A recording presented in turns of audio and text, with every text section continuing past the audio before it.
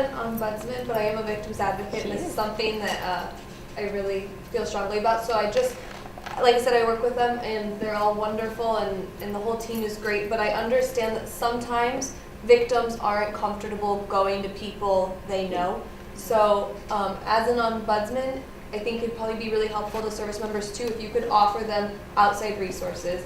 In DC specifically, there's a lot of great hotlines out there, groups you could go to. So maybe if they feel uncomfortable talking to someone that they know, their friends or family knows, those would be good resources to offer to in the event that they came to you, you know, with an unrestricted report, or even just to put that out. I don't, if you have like a Facebook page or something, you know, in April is Sexual Assault Month, so you could maybe like highlight on those things in April, and just some links for outside resources too.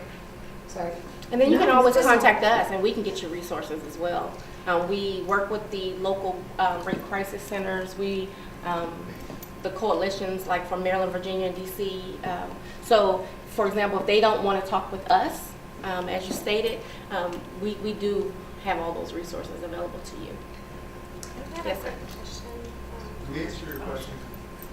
I think so, yeah, basically we're reminding them of where the resources and point them in that direction. I think so. And the other thing too, though, is that while we're as ombudsman, you're all caring people. You want to do the right thing. You want everyone to be happy. It's not your fault if they don't follow through. Yeah, that's really what You I'm give getting them at, the yeah. resources and you made so that they can do a restricted report and all that. You've done your job. You've done what you can do to help them. If they choose not to do They anything choose with it, not that's to on do them. it, that is a decision you can't take responsibility for, and you should not feel badly. You did the best you could within the restraints of your job. That's kind of good, thank you. We have to remind our victim advocates the same thing, because you know a lot of times we get these cases and you know we're like, oh, you need a VOC, but it's their choice, you know, and we're like, no, you really, it's on them. So yeah. Yes. Thank you. As far as service members, so I just want to have a clear understanding. So if you overhear something that happened or they come to you, we're still allowed to give them some help. I just want to make sure that, So if you know, say if there was, maybe they're not getting anywhere with their current chain of command, for instance, right? And can I talk to somebody higher? If I don't feel like something's being dealt with, or if they come to me versus their command, I just want to have a clear, because I know service members were a little restricted on what we can do. yeah, so we're trying to be very, very careful with sexual assault cases, with confidentiality, and who knows what. You know, we really don't want, even with our advocates, Sarah works with me every single day. She does not know all the information of all the cases because she doesn't have the need to know. If she's working the case, she knows it. Now, if a victim comes to you as an unrestricted report and they're asking you for help, of course you can help them. If you're someone they feel comfortable with, we don't regulate that or anything. However, I would not recommend just because you know that someone's a victim, just to kind of attach yourself to that person because they're a victim of sexual assault, if that makes sense. So to me, if someone became aware of it, you just have to become aware of this information. You want to be helpful. Right. But you're not sure how it's being handled, restricted versus unrestricted, things like that. Would you say a good recommendation is maybe to come to a SARC and say, this is my situation, can you help me navigate this? Absolutely. So you can go to, okay. Yes, please do. Utilize us. We're here. We're ready and willing to help anytime. Ask us questions, whatever the case may be. Okay? If I cannot get you the answer, I'll make sure you get one. Okay? Can I ask you one more question? Of course, please. It's your training. You initially showed the map. Mm-hmm. In our command, we have folks who live in a much wider area. Okay. So if someone lives in Howard County and has an issue, but they're based here, which SARP do they call? So- who do we advise that spouse to call? So we have SARCs throughout the region. So the two that I named, myself and Monique, that's our national capital region map. So if it's further north, we have SARCs at Bethesda, we have SARCs at Meade. I mean, we have SARCs everywhere. So you can contact us. We'll do a warm handoff. So our regional SARC is Neely Huey. She sits here on JBAB, and she helps us kind of navigate some of that stuff. Okay. But we're a team of one, so to speak. We all kind of work together very closely. So first, say, don't worry about getting to the right start. Nope. If Get you to get to the A. helpline and get to any start, You can get us in. that's the important thing. And Yes, then sir. make sure the right coverage. Great point. Yes. Okay, 5 minutes. All right. So one of the things that I did want to point out to you all, if you look in your handouts, sorry, I'm a mover. It talks a little bit about your resources and your reporting options. I want to make sure you understand eligibility and what that looks like.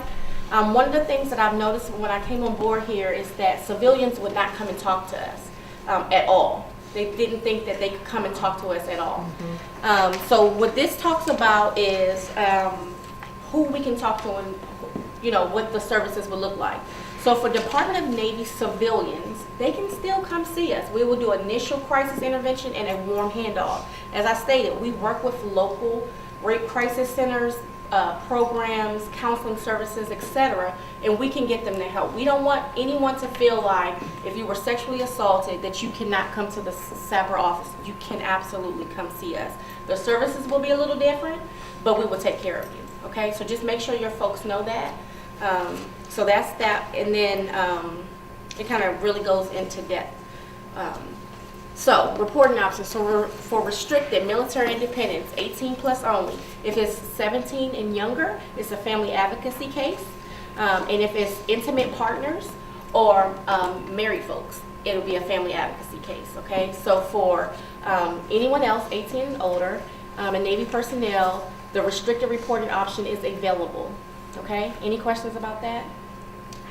We'll Good. get these slides out to everybody. Yeah, we'll make sure you're good to go. And most of it is this, what we already put in your package, just to make sure that you had what you needed. All right?